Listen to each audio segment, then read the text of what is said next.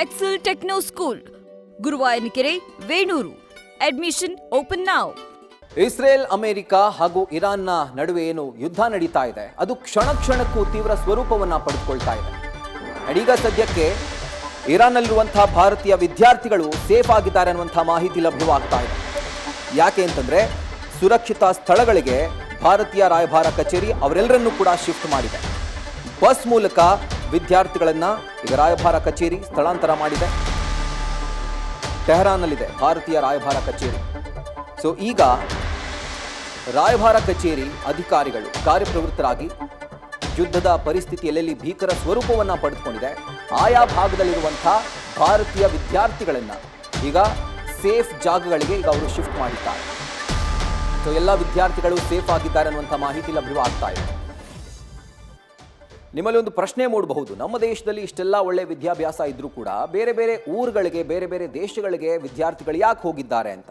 ಅದು ಈ ರೀತಿಯಾದಂಥ ಭಾರಿ ಟೆನ್ಷನ್ ಇರುವಂಥ ಜಾಗಗಳಿಗೆ ಯಾಕೆ ಹೋದ್ರು ಅಂತ. ಎಸ್ಪೆಷಲಿ ಮೆಡಿಕಲ್ ಎಜುಕೇಷನ್ ಅಂತ ಬಂದರೆ ನಮ್ಮ ದೇಶದಲ್ಲಿ ಇರುವಂಥ ಸೀಟ್ಗಳೆಷ್ಟು? ಅತ್ಯಂತ ಕಡಿಮೆ. ಅಂದರೆ ಆಸ್ಪಿರೆಂಟ್ಗಳು ಎಷ್ಟಿರ್ತಾರೆ? ಲಕ್ಷಗಟ್ಟಲೆ ಇರ್ತಾರೆ. ಸೊ ಯಾರ್ಯಾರಿಗೆ ನಮ್ಮ ದೇಶದಲ್ಲಿ ಮೆಡಿಕಲ್ ಸೀಟ್ ಸಿಗೋದಿಲ್ವೋ ಅವರು ಈ ರೀತಿಯಾದಂಥ ದೇಶಗಳಿಗೆ, ಇರಾನ್ ಆಗಿರ್ಬೋದು, ಇಸ್ರೇಲ್ ಆಗಿರ್ಬೋದು, ಯುಕ್ರೇನ್, ರಷ್ಯಾ, ಈ ಭಾಗದಲ್ಲಿ ಮೆಡಿಕಲ್ ಸೀಟ್ ಫೀಸ್ ಕಮ್ಮಿ ಇರುತ್ತೆ. ಅದರ ಜೊತೆಗೆ ಅಲ್ಲಿ ಬೇರೆ ದೇಶಗಳಿಂದ ಬರುವಂಥ ವಿದ್ಯಾರ್ಥಿಗಳಿಗೆ ಅವರು ಅನುಕೂಲ ಮಾಡಿಕೊಟ್ಟು ಸೀಟ್ ಕೂಡ ಕೊಡ್ತಾರೆ. ಹೀಗಾಗಿ ಮೆಡಿಕಲ್ ಆಸೆಯನ್ನು ಇಟ್ಕೊಂಡಿರುವಂಥ ವಿದ್ಯಾರ್ಥಿಗಳು ಬೇರೆ ದೇಶಗಳನ್ನು ಆಯ್ಕೆ ಮಾಡಿಕೊಂಡು ಅಲ್ಲಿ ಕಲೀಲಿಕ್ಕೆ ಹೋಗ್ತಾರೆ. ಇದು ರಷ್ಯಾ ಉಕ್ರೇನ್ ಯುದ್ಧ ಆದಂತಹ ಸಂದರ್ಭದಲ್ಲೂ ಕೂಡ ನಾವು ಗಮನಿಸಿದ್ದೀವಿ. ಅಲ್ಲಿರುವಂಥ ವಿದ್ಯಾರ್ಥಿಗಳನ್ನು ಸೇಫ್ ಆಗಿ ನಮ್ಮ ದೇಶಕ್ಕೆ ನಮ್ಮ ಕೇಂದ್ರ ಸರ್ಕಾರ ಕರ್ಕೊಂಡು ಬಂದಿತ್ತು. ಸೊ ಈಗ ಕೂಡ ಇರಾನ್ನಲ್ಲಿ ಯಾರೆಲ್ಲ ವಿದ್ಯಾರ್ಥಿಗಳು ಮೆಡಿಕಲ್ ಅಭ್ಯಾಸಕ್ಕೆ ಹೋಗಿದ್ದಾರೋ ಆ ವಿದ್ಯಾಭ್ಯಾಸಕ್ಕಾಗಿ, ಸೊ ಅವರನ್ನು ಈಗ ಸೇಫ್ ಜಾಗಗಳಿಗೆ ರಾಯಭಾರ ಕಚೇರಿ ಅಧಿಕಾರಿಗಳು ಶಿಫ್ಟ್ ಮಾಡಿದ್ದಾರೆ. ಆ ವಿಜುವಲ್ಸನ್ನು ಗಮನಿಸ್ತಾ ಇದ್ದೀರಿ. ಈಗ ಸದ್ಯಕ್ಕೆ ಅಲ್ಲಿ ಏರ್ ಸ್ಪೇಸ್ ಬಂದ್ ಆಗಿರೋದ್ರಿಂದ ರಸ್ತೆನೇ ಉಳಿದಿರುವಂಥ ದಾರಿ. ಹೀಗಾಗಿ ಬಸ್ ಮೂಲಕ ಅಲ್ಲಿರುವಂಥ ವಿದ್ಯಾರ್ಥಿಗಳನ್ನು, ನೀವು ನೋಡ್ತಿರುವಂಥ ಈ ವಿಜುವಲ್ಸ್ ಇರಾನ್ನಲ್ಲಿರುವಂಥ ಭಾರತೀಯ ವಿದ್ಯಾರ್ಥಿಗಳು ಬೇರೆ ಜಾಗಕ್ಕೆ ಹೋಗ್ತಾ ಇರುವಂಥ ಒಂದು ವಿಜುವಲ್ಸ್ ಇದು. ರಾಯಭಾರ ಕಚೇರಿ ಅಧಿಕಾರಿಗಳು ಅದಕ್ಕೆ ಅನುವು ಮಾಡಿಕೊಟ್ಟಿದ್ದಾರೆ. ಅದರ ಜೊತೆಗೆ ಸೇಫ್ ಜಾಗಗಳಿಗೆ ಅವರನ್ನು ತಲುಪಿಸಿದ್ದಾರೆ.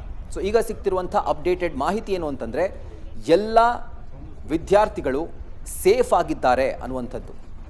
ಸೊ ಟೆಹರಾನ್ನಲ್ಲಿರುವಂಥ ಭಾರತೀಯ ವಿದ್ಯಾರ್ಥಿಗಳು, ಇರಾನ್ನ ರಾಜಧಾನಿ ಟೆಹರಾನ್, ಸೊ ಆ ಭಾಗದಲ್ಲಿರುವಂಥ ವಿದ್ಯಾರ್ಥಿಗಳೇನಿದ್ದಾರೆ ಭಾರತೀಯ ಮೂಲದ ವಿದ್ಯಾರ್ಥಿಗಳು, ಅವರನ್ನು ಯುದ್ಧ ನಡೀತಾ ಇರುವಂಥ ಜಾಗವನ್ನು ಬಿಟ್ಟು ಎಲ್ಲಿ ಸೇಫ್ ಜಾಗ ಅಂತ ಅಧಿಕಾರಿಗಳು ಭಾವಿಸಿದ್ದಾರೋ ಅಥವಾ ಅವ್ರಿಗನ್ಸಿದ್ಯೋ ಆ ಜಾಗಕ್ಕೆ ಈಗ ಅಷ್ಟು ವಿದ್ಯಾರ್ಥಿಗಳನ್ನು ಅವರು ಶಿಫ್ಟ್ ಮಾಡಿದ್ದಾರೆ.